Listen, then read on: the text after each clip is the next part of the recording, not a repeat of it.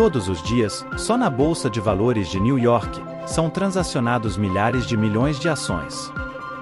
Mas com mais de 43 mil empresas cotadas nas bolsas de valores de todo o mundo, como é que os investidores decidem quais as ações a comprar?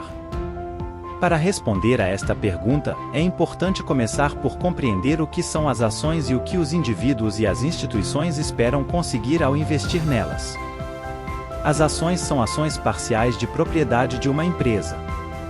Assim, ao comprarem uma ação, os investidores compram uma parte do sucesso, ou fracasso, da empresa, medido pelos lucros da mesma.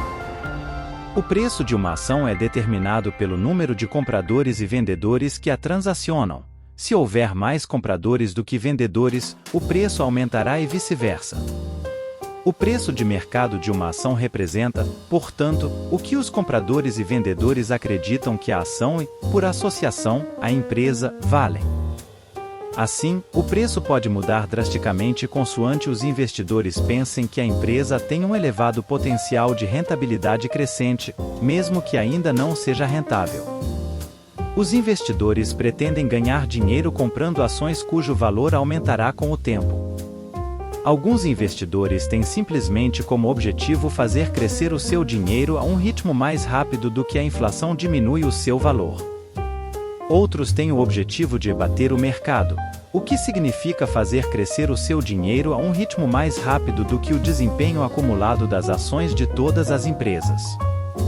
Esta ideia de bater o mercado é uma fonte de debate entre os investidores. De fato, os investidores dividem-se em dois grupos principais.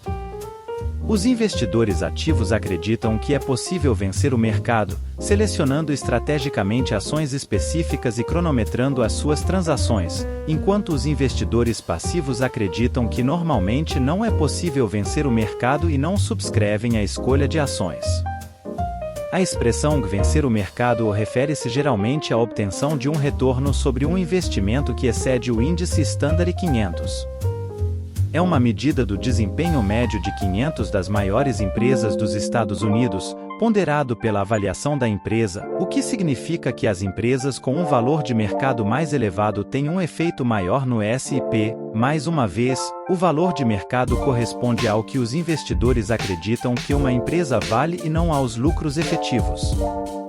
O S&P não representa diretamente o mercado como um todo, muitas ações de pequena e média dimensão podem flutuar de acordo com padrões diferentes. Ainda assim, é um bom indicador do mercado global. Diz-se frequentemente que o mercado de ações se comporta como uma máquina de votar a curto prazo e como uma máquina de pesar a longo prazo, o que significa que as flutuações a curto prazo nos preços das ações refletem a opinião pública, mas, a longo prazo, tendem a refletir efetivamente os lucros das empresas. Os investidores ativos pretendem explorar o aspecto de curto prazo, ou máquina de votar, do mercado. Acreditam que o mercado contém ineficiências, que os preços das ações num determinado momento podem sobrevalorizar algumas empresas, subvalorizar outras ou não refletir desenvolvimentos que terão impacto no mercado. Os investidores ativos esperam explorar estas ineficiências comprando ações que pensam estar a um preço baixo.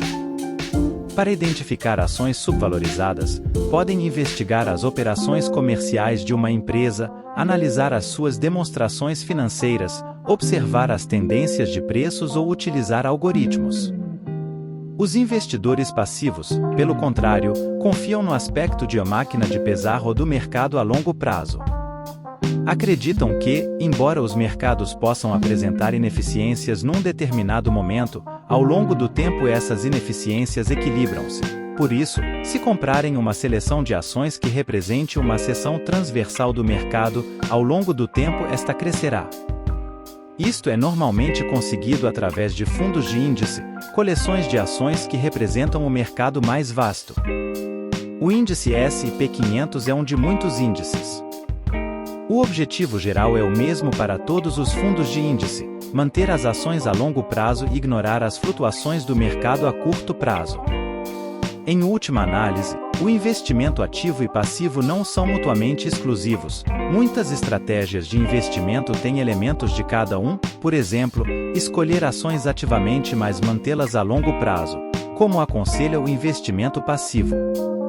Investir está longe de ser uma ciência exata. Se houvesse um método infalível, todos o estariam a fazer.